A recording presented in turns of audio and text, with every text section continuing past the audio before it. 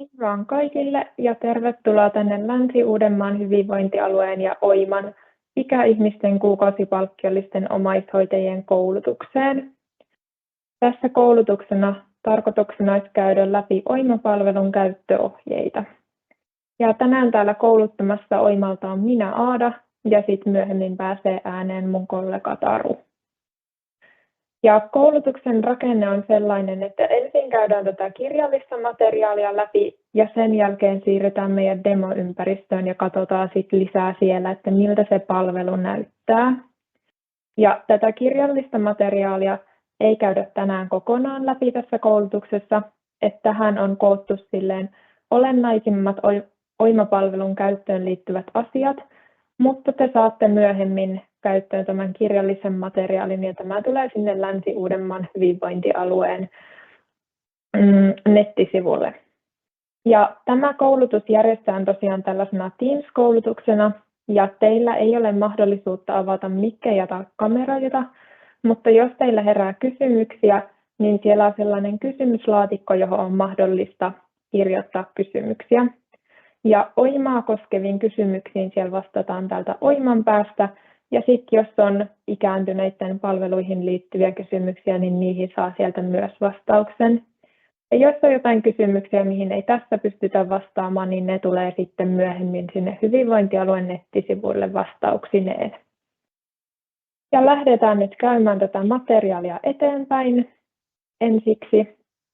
Eli tähän on tosiaan koostettu nämä Länsi-Uudenmaan omaishoitajien OIMA-ohjeet ja ohjeiden sisältö on seuraavanlainen, että ensin katsotaan tätä OIMA-palvelua yleisesti, sitten tilin luomista ja sisäänkirjautumista OIMaan, verokortteja ja sitten siirrytään katsomaan demoympäristöön näitä kirjauksia palvelussa, mutta lopuksi vielä palataan tähän materiaaliin katsomaan muistilistaa kirjauksista ja hyvinvointialueen yhteystietoja ja noista muista ohjeista vähän. Aloitetaan tällaisella lyhyellä esittelyllä, että mikä OIMA oikeastaan on. OIMA on siis selainpohjainen verkkopalvelu, jonka avulla Länsi-Uudenmaan hyvinvointialue maksaa omais- ja perhehoitajien sekä palkkionsaajien palkkiot ja kulukorvaukset. Ja hoitaja tai palkkionsaaja voi tosiaan käyttää OIMaa kaikilla laitteilla, joilla on vain pääsy internettiin, eli esimerkiksi tietokoneella, tabletilla tai kännykän nettiselaimessa osoitteessa oima.fi.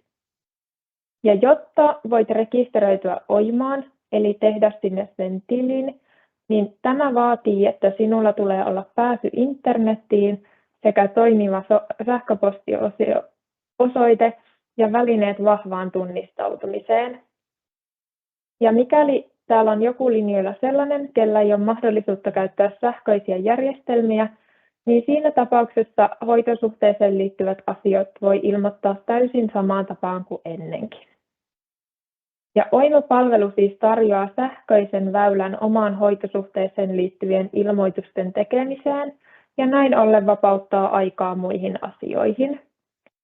Ja OIMassa voi näppärästi ilmoittaa hyvinvointialueelle hoitojaksojen tietoja, kuten niitä pidettyjä vapaapäiviä sekä mahdollisia palkkionmaksuun vaikuttavia asioita. Ja jos nämä tiedot ilmoittaa OIMassa, niin sitten näitä tietoja ei tarvitse toimittaa hyvinvointialueelle enää muuta reittiä käyttäen. Sitten me ollaan kasattu tähän tälleen lyhyesti, että mitä OIMassa voi tehdä. OIMassa voi tehdä kirjauksia, ja näitä kirjauksia tehdään hoitojaksoille, mutta lisäksi voidaan tarkastella hyvinvointialueen tekemiä kirjauksia. Sitten OIMassa voidaan tarkastella voimassa olevia ja päättyneitä toimeksianto- ja palkkiosopimuksia ja näiden sopimusten kaikkia keskeisiä tietoja. Lisäksi on mahdollista allekirjoittaa sähköisesti uudet toimeksiantosopimukset. Sitten OIMassa voidaan kirjata vapaita kalenteriin ja nähdä ajantasaiset vapaakertymät. Voidaan myös tarkastella kaikkia palkkiolaskelmia, jotka sinulle on maksettu OIMA-palvelun kautta. Ja lisäksi on mahdollista kirjoittaa hoitojaksolle kommentteja hoitojakson huomautuskenttään, mikäli sinulla on hyvinvointialueelle annettavia lisätietoja hoitojaksoihin, sopimuksiin tai muuhun Oima-palveluun liittyen. Katsotaan sitten myöhemmin, että miltä nämä näyttää ja esimerkiksi millainen se kommenttikenttä on. Sitten lähdetään katsomaan tätä tilin luomista ja sisäänkirjautumista. Eli jotta sä pääset käyttämään tätä Oima-palvelua, niin tulee sinun ensimmäiseksi luoda tili Oima-palveluun. Ja tämä tilin luominen vaatii toimivan sähköpostiosoitteen ja myös pankkitunnukset tai mobiilivarmenteen, ja ne on hyvä ottaa siihen käden ulottuville ja siinä vaiheessa, kun lähdetään tekemään sitä tiliä. Ja tilin luominen onnistuu sen jälkeen, kun hyvinvointialue on lisännyt sinut Oimaan hoitajaksi tai johonkin muuhun rooliin, mutta tässä tapauksessa hoitajaksi. Ja jos joku yrittää nyt heti esimerkiksi tämän koulutuksen jälkeen mennä luomaan tiliä ja se ei onnistu, niin se voi johtua myös siitä, että jos sitä sopimusta ei ole saatu vielä vietyä sinne palveluun, että siitä ei kannata heti hätääntyä. Eli kun löytyy nämä toimiva sähköpostiosoite ja verkkopankkitunnukset tai mobiilivarmenne, niin voidaan mennä Oiman kirjautumissivulle osoitteeseen minun.oima.fi, joka näkyy meillä tässä näin. Ja tämän jälkeen meille tulee tällainen näkymä, mikä tässä kuvassa on. Ja kun me painetaan tätä punaisella ympyröityä luo ilmainen tili -painiketta, niin me päästään eteenpäin siinä tilin luomisessa. Eli kun lähdetään luomaan tiliä, niin ensiksi me valitaan se sähköpostiosoite, jota me halutaan käyttää, ja kirjoitetaan se tähän. Tämä sama sähköpostiosoite on se, mitä jatkossa käytetään aina, kun kirjaudutaan Oima-palveluun. Sen jälkeen ohjelma pyytää keksimään salasanan, ja sille salasanalle on Oiman puolesta asetettu vaatimuksia, mitkä näkyy siinä alla. Näitä on siis tietty pituus, iso kirjain ja pieni kirjain, numero ja erikoismerkki. Ja kun salasana täyttää nämä vaatimukset, niin nämä punaiset rastit muuttuu vihreiksi väkäsiksi. Tässä kannattaa kuitenkin huomioida se, että Länsi-Uudenmaan hyvinvointialue suosittelee, että se salasana olisi vähintään 15 merkkiä pitkä, ja tämä johtuu siitä, että mitä pidempi salasana on, sitä tietoturvallisempi se on. Kun me ollaan saatu tai kirjoitettu siihen sähköpostiosoite, jota halutaan käyttää, ja sitten saatu keksittyä sellainen salasana, mikä täyttää nämä kaikki asetetut vaatimukset, niin voidaan siirtyä eteenpäin rekisteröitymisessä. Seuraavaksi saadaan oheinen viesti, mistä tässä meillä on kuva, ja tämä liittyy vahvaan tunnistautumiseen. Ja tässä tarkoituksena olisi painaa seuraavaksi tätä vihreää nappia, kyllä linkitä sähköpostini e-ID:hen. Ja käytännössä tämän valinnan tekeminen tarkoittaa sitä, että pääsee tekemään vahvan tunnistautumisen Oima-palveluun niillä omilla pankkitunnuksilla. Ja se vahva tunnistautuminen tehdään ensimmäisellä kerralla sen takia, että voidaan varmistaa, että kuka on luomassa tiliä palveluun, ja samalla saadaan varmistettua, että sopimukset, palkkiot ja kaikki muu yksityinen menee varmasti oikealle henkilölle, eikä sitä tietoa päädy väärin käsiin. Tässä kannattaa huomioida myös se, että oma pankkitili ei kuitenkaan linkity Oima-palveluun millään tavalla kyseisessä prosessissa, että tämä on vain sen henkilöllisyyden varmistamiseen. Eli kun me painetaan tätä kyllä, linkitä sähköpostini e-ID:hen, niin päästään eteenpäin tässä prosessissa taas. Seuraavaksi siirrytään sitten tekemään sitä vahvaa tunnistautumista, eli varmistamaan, että että onhan se henkilö varmasti se oikea henkilö ja näyttää niitä oikeita tietoja. Ja jos se tehdään pankkitunnuksilla, niin sitten tästä näkymästä tulee valita se oma pankki, että missä on ne pankkitunnukset. Tai jos se tehdään mobiilivarmenteella, niin sitten valitaan tämä mobiilivarmenne täällä. Ja ohjelma ohjaa siitä sitten eteenpäin sen vahvan tunnistautumisen tekemisessä. Kun vahva tunnistautuminen on tehty, niin saat siihen sähköpostiin, millä aloitit tämän rekisteröitymisen, viestin, jossa on 6-numeroinen turvakoodi. Ja tässä kohdassa on tärkeää muistaa, että me ei suljeta sitä selainta, millä me ollaan tekemässä sitä Visma Connect-kirjautumista, vaan me avataan toinen selainikkuna sähköpostin avaamista varten alla olevan kuvan ohjeen mukaisesti. Eli yleensä sieltä oikeasta reunasta löytyy tämmöinen plusmerkki, mistä pääsee avaamaan sen toisen selainikkunan ja sitten sinne voidaan avata se sähköposti. Ja kun me ollaan aukaistu uusi välilehti ja mennään sähköpostiin, niin sieltä meidän pitäisi löytää tämmöinen viesti, missä on 6-numeroinen turvakoodi. Ja tässä on taas korostettu tätä turvakoodia tällä punaisella värillä.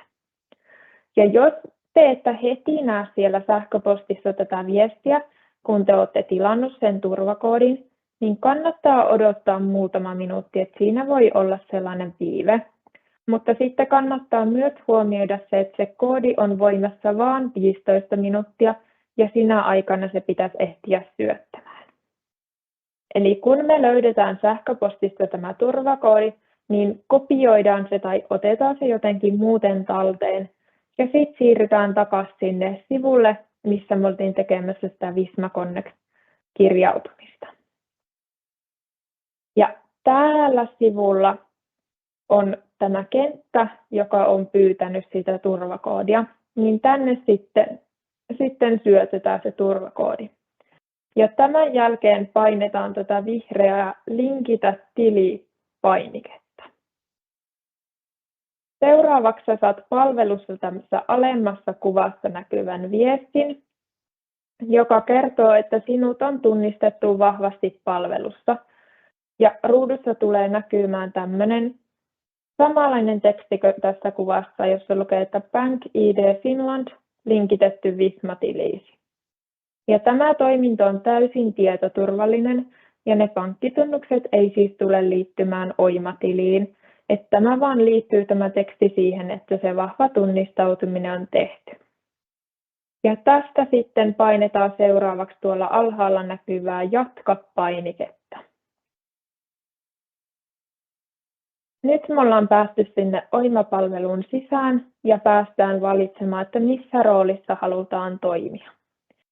Oima-palvelulla on erilaisia käyttäjiä, on palkkion ja palkansaajia sekä työnantajia.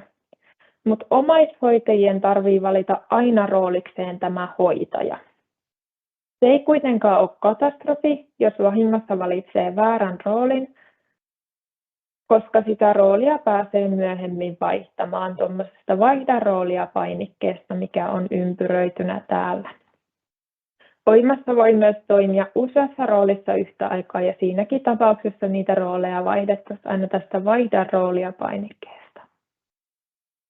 Ja lisätietoa tästä kirjautumisesta ja tilin luomiseen liittyvistä asioista löytyy osoitteesta ophtuki.oimo.fi ja sieltä mennään sellaista polkua kuin ratkaisut, perhe- tai omaishoitajat, perhe- ja omaishoitajat, näin otat Oima-palvelun käyttöösi. Niin siellä on vielä sit kirjalliset ohjeet tähän kirjautumiseen liittyen. Seuraavaksi katsotaan vähän verokortteja. Palkkionmaksua varten käytettävät verokortit Oima saa suoraan sähköisesti Verohallinnon järjestelmästä. Ja tätä varten Verohallinnon tiedoissa täytyy olla voimassa yksinomaisesti omaishoitoon yksilöity verokortti, eli sellainen verokortti, missä lukee, että koskee omaishoitajan palkkiota. Ansiotuloa varten hankittu verokortti ei kelpaa Oimaan. Ja Oima hakee sopimuksen mukaista verokorttia sieltä Verohallinnon järjestelmästä, eli hoitajan ei tarvitse toimittaa verokorttia mihinkään. Hoitajan tulee vain huolehtia siitä, että se oikea verokortti on tilattu. Ja nämä verokorttien tiedot päivittyy Oima-palvelun lähellä palkkion maksupäivää. Oimassa näkee itselle tällä hetkellä voimassa olevan veroprosentin sellaisesta hoitopäivät näkyvästä. Voidaan katsoa sitä kohta tuossa. Ja tarkempia ohjeita verotukseen liittyen löydät osoitteesta vero.fi soittamalla verottajan palvelunumeroon tai asioimalla verotoimistossa. Ja tässä vaiheessa voitaisiin katsoa siellä meidän demoympäristössä. Eli täällä on sitten kaikki sellaista ei-oikeaa tietoa, että keksittyä tietoa, ja täällä ei näy välttämättä esimerkiksi oikeita palkkiosummia, koska täällä ei liiku raha. Eli kun lähdettäisiin luomaan sitä tiliä, niin tässä on tällainen luo ilmainen tilipainike. Eli miten äsken neuvoin, niin sitten tästä lähdettäisiin eteenpäin. Myöhemmin, kun se tili on luotu, niin tämä kirjautuminen toimii niin, että me syötetään se haluttu sähköposti tähän sähköpostikenttään ja sitten painetaan jatka. Ja sen jälkeen se pyytää syöttämään salasanan ja sitten laitetaan tässä kirjaudu salasana. Ja nyt me tosiaan ollaan täällä Oima-palvelussa, joka on tämän näköinen. Eli ensiksi täällä toivotetaan tervetulleeksi ja täällä etusivulla nähdään kaikki toimeksiantosopimukset, mitä on. Sitten paljon palkkioita on maksettu sinä vuonna ja ne on vielä eritelty brutto ja netto. Sitten tässä me nähdään kaikki voimassa olevat toimeksiantosopimukset. Sitten me nähdään huomiota vaativat hoitojaksot. Nämä vaatii esimerkiksi hoitajan hyväksyntää ja sitten vielä palkkiot. Täällä ylhäällä oikealla niin ensiksi oman nimen, tässä näkyy oma nimi ja kun sitä painaa, niin aukeaa tämmöinen alasvetovalikko. Ja täältä päästään katsomaan omia tietoja. Ja kun kirjautuu ensimmäistä kertaa palveluun, niin olisi hyvä tarkastaa, että onko täällä nämä tiedot oikein. Ja jos jokin näistä tiedoista on väärin, niin sitten tulisi olla yhteydessä sinne Länsi-Uudenmaan hyvinvointialueella ja pyytää korjaamaan ne. Täällä on myös mahdollista vaihtaa salasanaa tai käyttäjätunnuksena toimivaa sähköpostiosoitetta. Nämä näkymät voi olla teillä hieman erilaiset johtuen siitä, että se Visma Connect on käytössä, mutta kuitenkin samasta paikasta löytyy se mahdollisuus vaihtaa. Sitten täällä on myös mahdollista vaihtaa asiointikieltä. Ruotsiksi tai nyt kevään aikana on tulossa myös englanti. Ja sen jälkeen, jos sen asiointikielen vaihtaa, niin sitten pitää muistaa painaa tästä tallenna tiedot -painikkeesta, niin ne tiedot tallentuu. Sitten kun puhuttiin siitä roolin valitsemisesta, niin täällä nimen vieressä on tällainen vaihda roolia -painike, ja täältä päästään valitsemaan, että missä roolissa toimitaan. Ja omaishoitajina teidän tuli aina valita tämä hoitajarooli. Sitten kun tässä vieressä on tällainen kysymysmerkki, niin täältä löytyy vielä ohjeita. Että täältä voi hakea tai sitten tästä löytyy tällaisia suosituimpia vastauksia, joista ensimmäisenä meillä näkyy esimerkiksi omaishoitajan näin käytät palvelua. Sitten täällä vasemmassa yläreunassa on ensin Oiman logo ja sitten tämä etusivupainike, missä me nyt ollaan. Sitten päästään myös tällaiseen näkymään, missä näkyy kaikki sopimukset.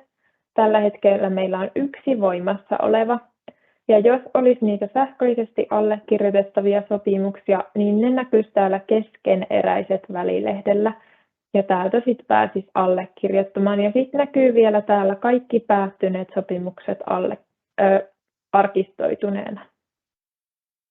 Sitten täällä on palkkiot, mutta koska ollaan tosiaan demoympäristössä eikä täällä rahaa liiku, niin täällä ei nyt tällä hetkellä näy yhtään palkkiota. Sitten on vielä raportit, josta löytyy, jos olisi esimerkiksi matkakustannuksiin liittyviä raportteja, niin sellaiset. Käydään vielä täältä sopimukset välilehden kautta katsomassa, että mille se sopimus näyttää. Eli sopimuksen saa auki sillä, että painetaan tästä hoidon järjestämisestä vastaavan hyvinvointialueen nimeä. Ja sopimuksella, kun me avataan, niin me nähdään ensin tällainen yhteenveto tästä sopimuksesta. Eli nähdään sen toimeksiantosuhteen tyyppiä, mitkä on ne laskennalliset asetukset. Sitten nähdään täällä hoitaja ja hoidettava. Sitten nähdään sopimuksen voimassaoloon liittyvää tietoa ja palkkioon liittyvää tietoa, esimerkiksi tämän kuukausipalkkion summa. Sitten on vielä hoitopalkkion maksu määritetty, että se maksetaan kerran kuukaudessa ja hoitojakson viimeinen päivä. Ja täällä lopuksi on muuta sovittua. Täällä sivussa me nähdään myös nämä sopimusosapuolet, eli hoitaja ja hoidettava. Sitten nähdään yhteenveto sopimuksesta, joka on tämä näkymä, mitä nopeasti vilkaistiin. Sitten on dokumentit, välilehti. Sitten on tällainen palkkio-osuus, missä nähdään ajankohtaiset palkkiotiedot, mitkä on tällä sopimuksella. Palkkiolaskelmat. Täällä näkyisi nyt yksi palkkiolaskelma ja sen saa tosiaan auki tästä. Voidaan nopeasti katsoa, niin se on sitten tämän näköinen. Ja sitten viimeisenä näkyy vielä vapaat ja kertyneet vapaat. Ja tämä näyttää aina, että kuinka paljon on kertyneitä vapaita ja kuinka paljon jäljellä olevia vapaita.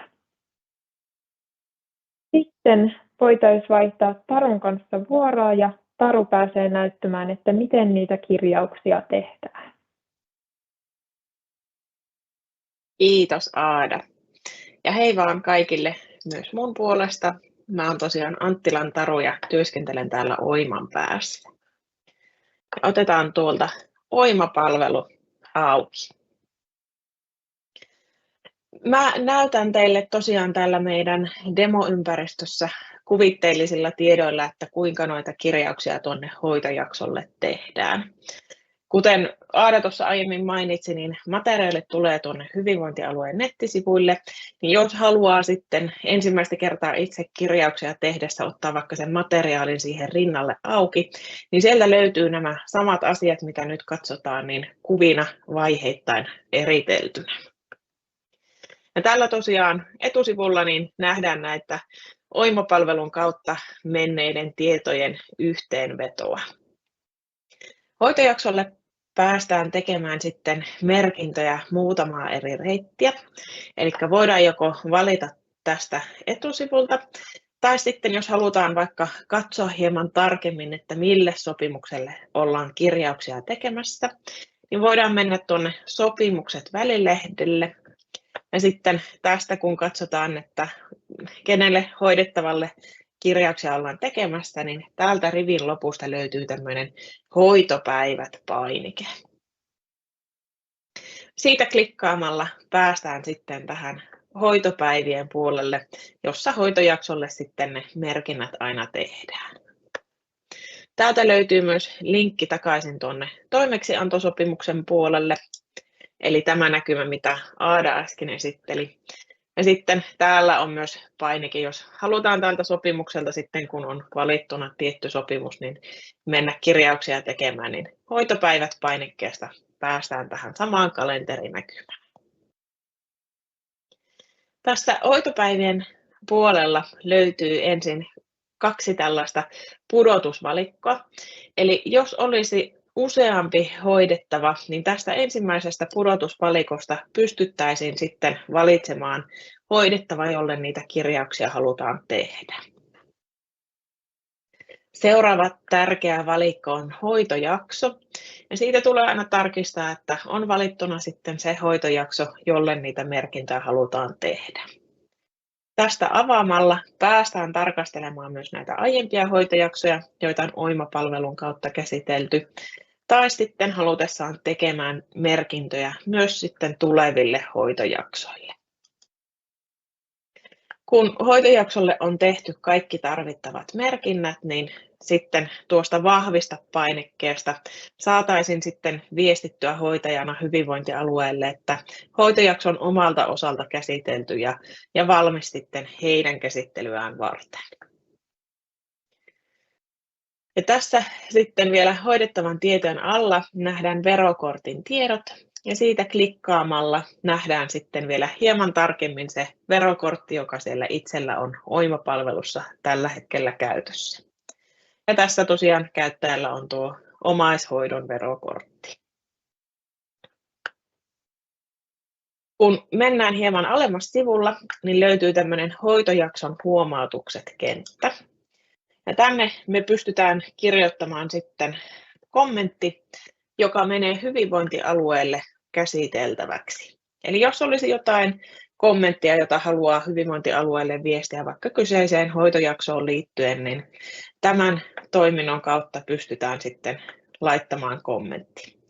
On hyvä huomata, että hyvinvointialueen käyttäjät pystyvät myös teille lähettämään hoitojaksolle huomautuksia saman toiminnon kautta. Ja nyt kun hoitojaksoa ei ole vielä vahvistettu ja jakso on muutenkin vielä käsiteltävissä, niin täältä rivin lopusta vielä tuon kommentin kohdalta löytyy mahdollisuus muokata kyseistä kommenttia tai poistaa se, jos huomasi, että tulikin kirjoitettua vaikka väärälle hoitojaksolle kyseinen kommentti. Hyvinvointialue on myös toivonut, että kirjoitettaisiin tähän oma käytössä oleva sähköpostiosoite, jonka he voivat päivittää sinne teidän käyttäjätietoihin. Sitten kun mennään hieman alemmas, niin nähdään tämä kalenteri, johon sitten hoitojakson merkinnät tehdään. Nyt kun puhutaan kuukausipalkkiollisesta omaishoitajasta, niin kaikki tyhjätkin päivät katsotaan toteutuneiksi hoitopäiviksi. Eli jos hoitojaksolla ei ole mitään poikkeavaa, niin merkintöjä ei ole välttämätöntä tänne kalenterin puolelle tehdä. Mitään haittaa ei kuitenkaan ole, vaikka näitä hoitopäiviäkin merkitsisi tänne kalenterin puolelle. Kuitenkin tärkeämpää sinne kalenteriin olisi muistaa sitten merkitä nuo mahdolliset vapaapäivät tai peruuntuneet hoitopäivät. Yksittäiselle kalenteripäivälle me saadaan tehtyä merkintä ihan vain sillä, että otetaan tuosta kyseinen päivä, sitten klikataan tuota päivää ja nähdään sitten, saadaan tähän oikeaan reunaan sitten tämmöinen valikko, josta valitaan tuo kyseisen päivän tyyppi. Nyt jos oltaisiin kirjaamassa ihan vain hoitopäivämerkintää, niin valitaan tuo hoitopäivä. Ja kun mennään hieman alaspäin, täältä löytyy mahdollisuus lisätä tuohon kyseisen päivään myös kommentti, mutta tämä ei ole pakollinen. Ja sitten valitaan tallenna ja sulje.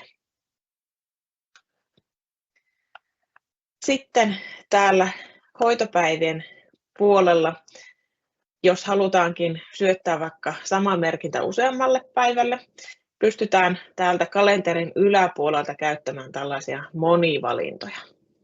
Voidaan tuosta vaikka valita arkipäivät, joka valitsee sitten kaikki kalenterin arkipäivät. Täältä kun on arkipäivät valittuna, täältä muokkaa päiviä painikkeen kautta päästään tekemään sitten näille kaikille valituille päiville samanlainen kirjaus. Eli täältä näkyy, että 21 päivää on valittuna ja tähän pystyttäisiin valitsemaan hoitopäivä ja jos tallennetaan ja suljetaan, niin kaikille kyseisille päiville tulisi hoitopäivämerkintä. Sitten toinen monivalinta tässä kalenterin yläpuolella on valitse kaikki, joka valitsee sitten kaikki kyseisen kuukauden päivät. Tuo tyhjennä valinnat painike puolestaan sitten poistaa nuo valinnat, jos kalenterissa on joku monivalinnoista päällä. Monisyöttöpainike, kun asetetaan tuosta päälle, niin päästään valitsemaan useampi päivä täältä kalenterista itse klikkaamalla.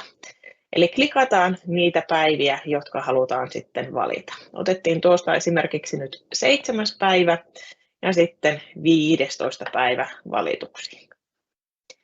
Ja nyt kun mennään tuolta muokkaa päiviä painikkeen kautta kalenterin yläpuolelta, niin päästään tekemään kirjauksia kyseiselle päiville.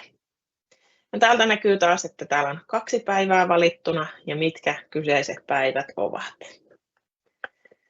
Tässä pystyttäisiin tekemään vaikka merkintä omaishoidon vapaasta.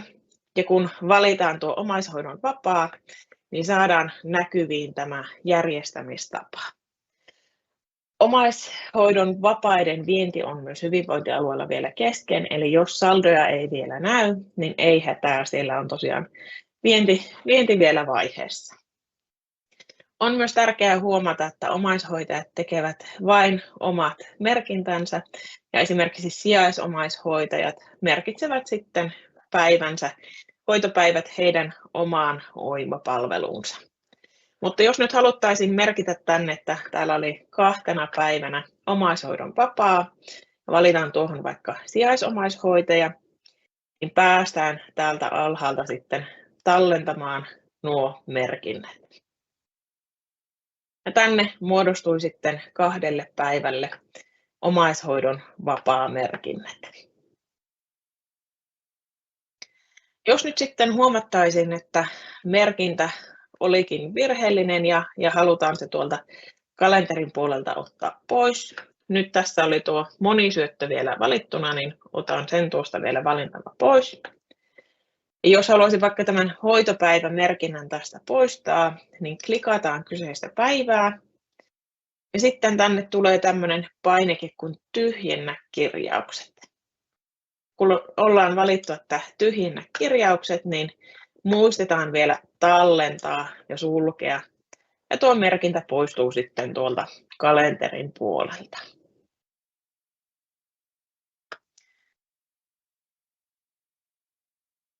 Sitten jos hoitojaksolla tai omaan toimeksiantosopimukseen kuuluisi sitten esimerkiksi jotain kilometrikorvauksia, niin päästään täältä lisäämään noita kilometritietoja. Tämän lisäksi, jos olisi jotain dokumentteja, joita halutaan hyvinvointialueelle toimittaa, niin ne saadaan tästä lisädokumenttipainikkeella sitten toimitettua. Täältä annetaan liitteelle nimi. Täällä on toki hyvinvointialueen määrittelemät kategoriat ja sitten lisätään sille vielä kuvaus. Tiedosto sitten raahataan tuohon sille valittuun kenttään. Otetaan tuolta esimerkkiliite.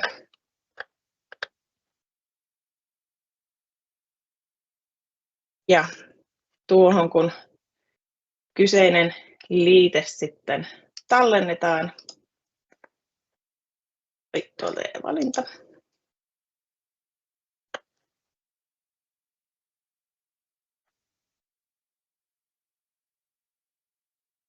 Jahas.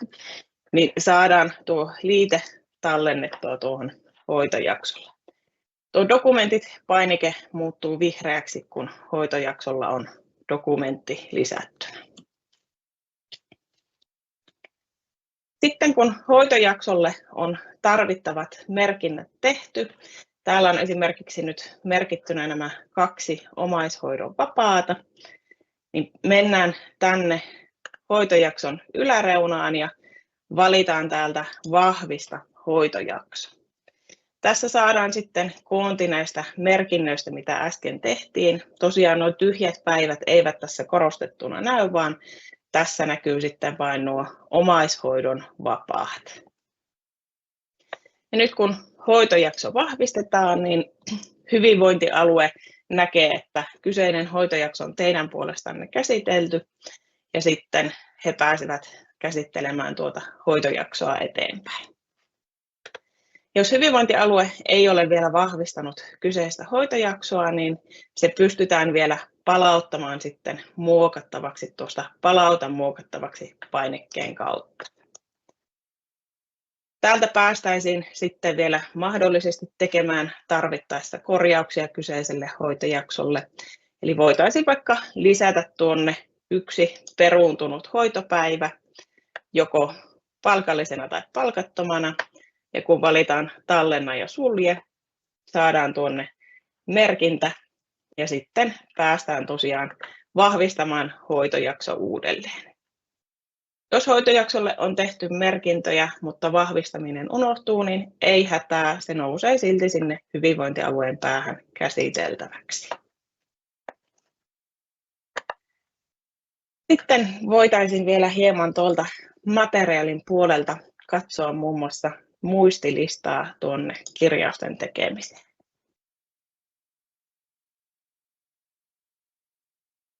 Eli muistutuksena tosiaan vakituisten omaishoitajien palkkiot maksetaan kuluvan hoitojakson viimeisenä arkipäivänä. Ja nuo hoitojakson kirjaukset tulee tehdä hoitojakson aikana ja viimeistään kuluvan kuukauden 15. päivä. Kuten mainittua, niin tuonne jaksolle tulee muistaa kirjata käytetyt vapaat, hoidon keskeytymiset ja muut palkkioon vaikuttavat tekijät ja sitten mahdolliset hoitojakson huomautukset. Ja kun nyt puhutaan kuukausipalkkiollisista omaishoitajista, niin nuo kalenterin tyhjät päivät katsotaan aina toteutuneiksi hoitopäiviksi. Mikäli koko kuukauden aikana ei ole mitään merkintöjä, niin se voi vahvistaa tyhjänä. Tärkeintä on aina muistaa noudattaa niitä hyvinvointialueen omia ohjeistuksia kirjauksia tehdessä. Ja tosiaan tuossa kuten mainitsin, niin sinne hoitojakson huomautuksiin kannattaa nyt ensimmäisen hoitojakson yhteydessä kirjoittaa teillä käytössä oleva sähköpostiosoite, jotta hyvinvointialueen käyttäjät saavat sen päivitettyä teidän tietoihin. Ja jos teillä ei vielä tuota omaishoidon verokorttia ole, niin se kannattaa nyt sitten hankkia pikimmiten, jotta se ehditään sitten seuraavalla hoitojaksolla huomioida. Ja muistutuksena vielä näihin ohjeisiin liittyen, eli kun olette kirjautuneet OIMA-palveluun, niin tuolta ylävalikon kysymysmerkin kautta päästään sitten selaamaan näitä OIMA-palvelun teknisiä käyttöohjeita. Hyvinvointialueen omat ohjeet kirjausten tekemiseen ja muuhun ovat sitten toisessa paikkaa, mutta täällä on näitä OIMA-palvelun käyttöohjeita. Ja täältä kun valitaan sitten omaishoitaja, niin päästään vielä selaamaan sitten hieman tarkemmin noita kirjausten tekemisiä. Ja jos haluaa tarkastella ohjeita ilman kirjautumista, niin löytyy myös tämmöinen osoite kuin ophtuki.oima.fi, josta päästään sitten lukemaan noita OIMA-palvelun käyttöohjeita. Ja täällä sivulla löytyy tämmöinen ratkaisut-osio, ja sieltä sitten valitaan vielä perhe- tai omaishoitajat. Ja hyvinvointialueen yhteystiedoista vielä, eli ajantasaiset yhteystiedot löytyy sieltä Länsi-Uudenmaan verkkosivuilta. Mikäli herää kysyttävää sopimukseen, hoitojaksoon tai palkkiolaskelmiin liittyen, niin olkaa yhteydessä suoraan sinne omaan työntekijään. Tässä oli koulutuksen osalta kaikki. Suosittelen matalalla kynnyksellä ottamaan OIMA-palvelun käyttöön. Vaikka siellä nyt sitten jonkin virheellisen merkinnän tekisi, niin mitään peruuttamatonta siellä ei voi sitten tehdä. Eli hyvinvointialueen käyttäjät voivat kyllä sitten näitä merkintöjä myös tarvittaessa korjata. OIMA-palvelu on varsin helppokäyttöinen, niin kannattaa lähteä sitä kokeilemaan. Ja jos ei mahdollisuutta ole näitä sähköisiä välineitä käyttää, niin tosiaan sitten tiedot toimitetaan hyvinvointialueelle kuten aiemminkin. Ja koulutuksen materiaalit tulevat kaikki sitten sinne hyvinvointialueen nettisivuille, josta pääsette vielä niihin tarkemmin tarvittaessa tutustumaan. Mutta kiitos vielä oikein paljon niin OIMAn kuin sitten Länsi-Uudenmaan hyvinvointialueen puolesta osallistumisesta koulutukseen.